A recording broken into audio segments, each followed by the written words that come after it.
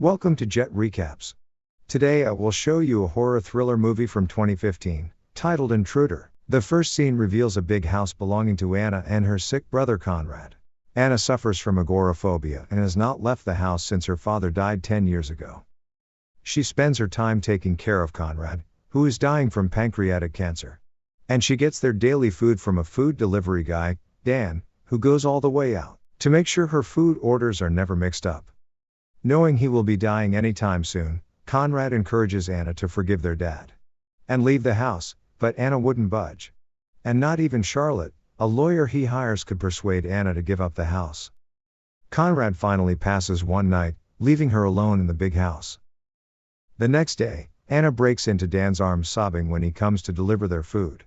Dan comforts her and encourages her to move out of the house to start all over. And he reveals his dreams to leave home if given the opportunity. But Anna refuses and instead offers Dan a large sum of money to make his dream come true. Though tempted, Dan rejects the money, saying he can't accept it. On the day of Conrad's funeral, Anna dresses up for the funeral.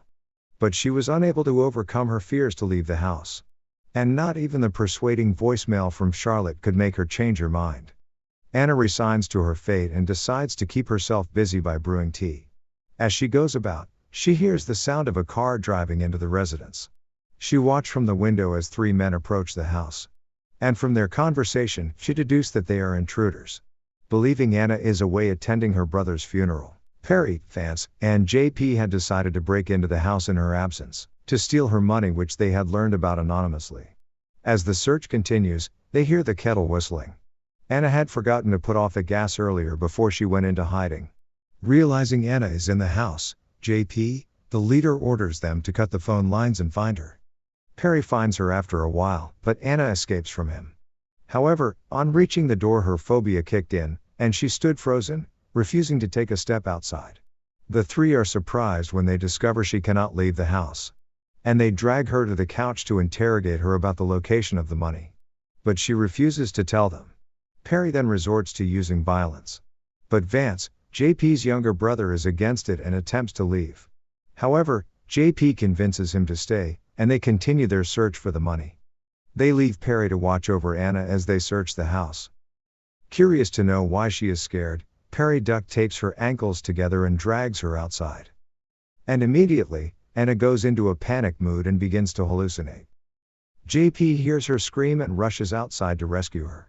He takes her back inside, but not before Anna had peed on herself. Not trusting Perry around her, he entrusts her into the care of Vance this time. And instructs Vance to get her cleaned up. Upstairs, knowing he is the weakest link, she tries to convince Vance to let her go.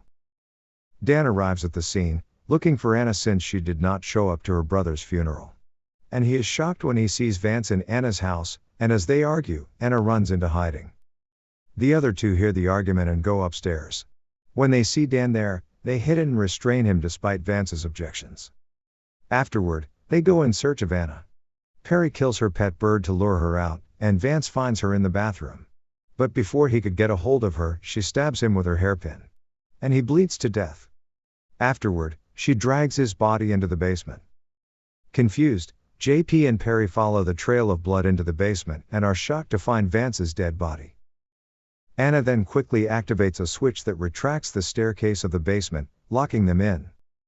Afterward, she confronts Dan, who admits he had told Vance about her offer. But he swore that he had no part in the robbery. Angry with him, Anna breaks two of his fingers, and she pushes him into the basement to join the rest. The fall causes him to dislocate his knee, putting him in great pain. Perry helps to pop Dan's kneecap back into place but takes pleasure in causing him more pain. Meanwhile, Anna watches them using a surveillance system. And when JP and Perry get into a fight, she lures JP into a separate bedroom and locks him in. After some time, Perry breaks out from the basement, into a utility room where he sees deadly weapons and a noose. He relays his findings to JP, who is on the other side of the door. And as he attempts to break JP out, Anna hits him on the head with a hammer. But he retaliates swiftly and tries to strangle her to death. However, the head wound bleeds out profusely, and he dies. A knock on the door distracts Anna, and Dan uses the distraction to find an escape route. He finds Perry dead and also finds a body in a freezer. Terrified, He begins to yell for help and bangs the door continuously. Charlotte hears the bang. But Anna dismisses her concern by convincing her that Dan is only taking a look at the house. When Charlotte leaves, Anna finds and traps him with JP. And she watches them through a one-way mirror connected to the room. Meanwhile, JP finally figures out the truth behind their situation, as he realizes that they are not Anna's first victims.